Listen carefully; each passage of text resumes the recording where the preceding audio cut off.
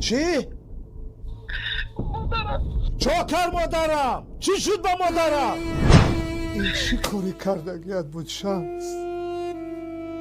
رستم کی این حقی که امروز از این غریب بچه ها خوردیم. سوال بخشنده نه که ما پدر ای دست دادیم اکا، وقتی که ما خواهش کردیم اکا مشکلی داره که شما بیاید ما 30 تونده مادرم رو از دست دادیم اکا جون. چی؟ جان تا گردمه جان تا صدقه.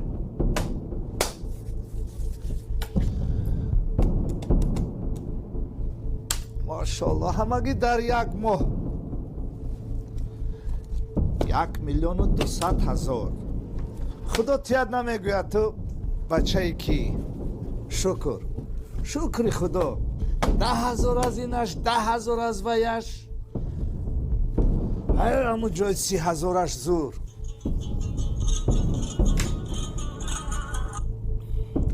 لبای جا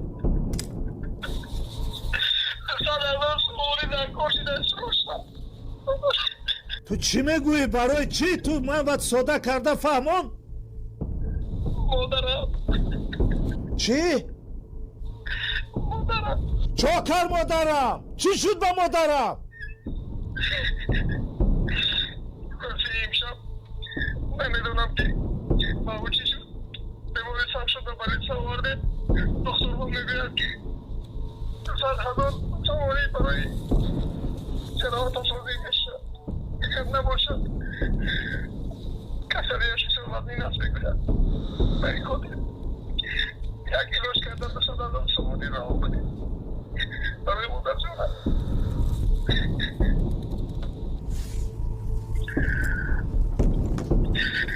اکا لبای از شما خواهش میکنم 1 کیلوش کنید اول خدا بعدا با شما میدونم از نگاهش گرفتن 200,000 سواری رو ممکنه تا مادرم رو نجاته.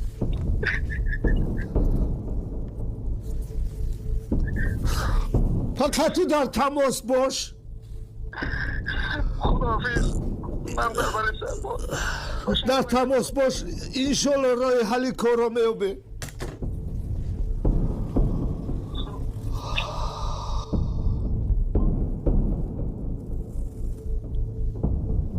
دونستم که این حقی که امروز از این غریب بچه ها خوردیم روز و زمان می شود که از نزدیکترین یا از خودت یا از فرزندت زده می‌برد. این چی کاری کردگیت بود شمس؟ اکنون هر یک 10,000 از تو 100,000 شده برا من. خدایا مرا ببخش. مادرم چی گناه داشت که خدایا مرا از مادرم اتهام کردی؟ پروردگارا نفس هر رو مرا برای بد بود. نفس مرا برای بد بود. خدایا با مادرم شفای کامل ببخش. از هر کسی حق خوردم وعده میدیم که به هر یکش پس میگردانم. کار کرده با مهنت حلال حق هر یکی اونا رو من پس میگردانم. فقط خدایا خداوند مرا ببخش. خدایا مرا از مادرم اتهام نکن. با مادرم شفای کامل ده.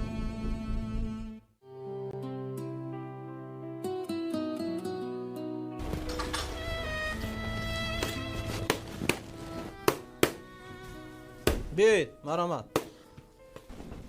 سلام علیکم. و علیکم السلام.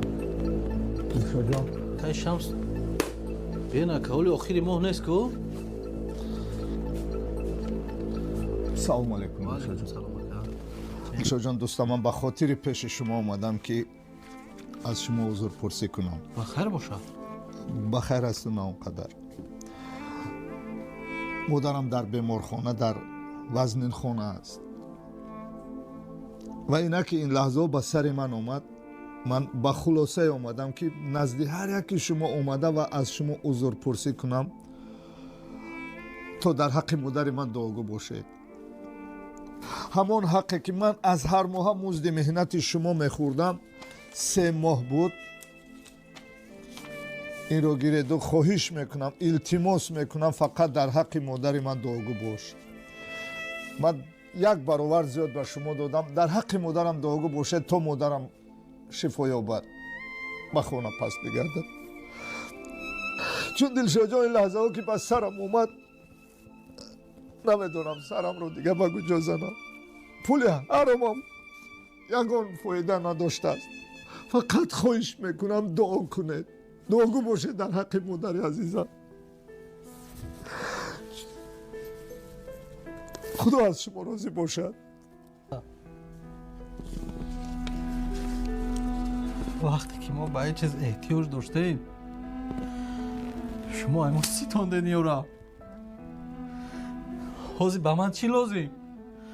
خداوند مادر شما رو شفا بده. خداوند ای بخشنده. نه که ما پدر ای دست دادیم اکا. وقتی که ما خواهش کردیم اکا مشکلی داره که شما بیاید ما سیتانده.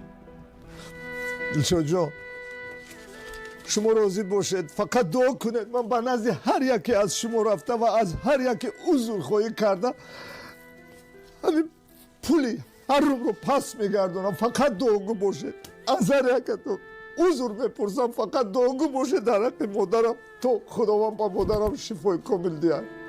خواهش میکنم. دیگه به من چی لازم؟ ما دیگه این کاغذ رو چیکار کنم اکا؟ دلشاد جان فقط به خاطر الله مرا ببخش. خداوند باشد اکا.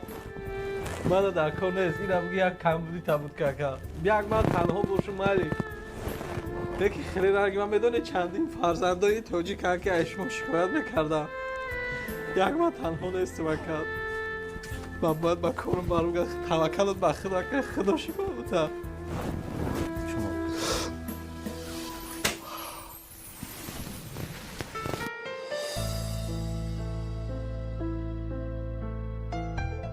الهی آمین. پروردگارا خدای خداوند و مادر ما را شفای کامل ببخشی. خدای خداوند ما را به راه راست، به راه صراط المستقیم هدایت بکنی. خدا با رحمتک یا ارحم الراحمین. الله اکبر.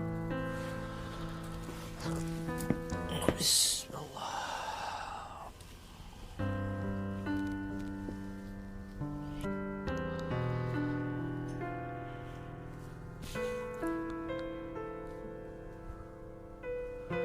سلام علیکم. و علیکم السلام.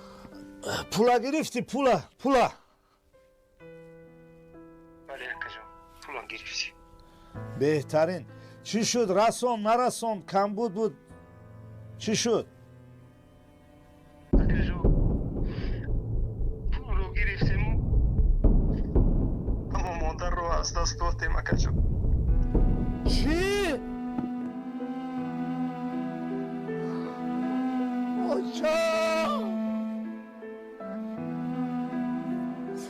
خدایا من نزدن وعده دادم که دیگر من پاره نمیخورم.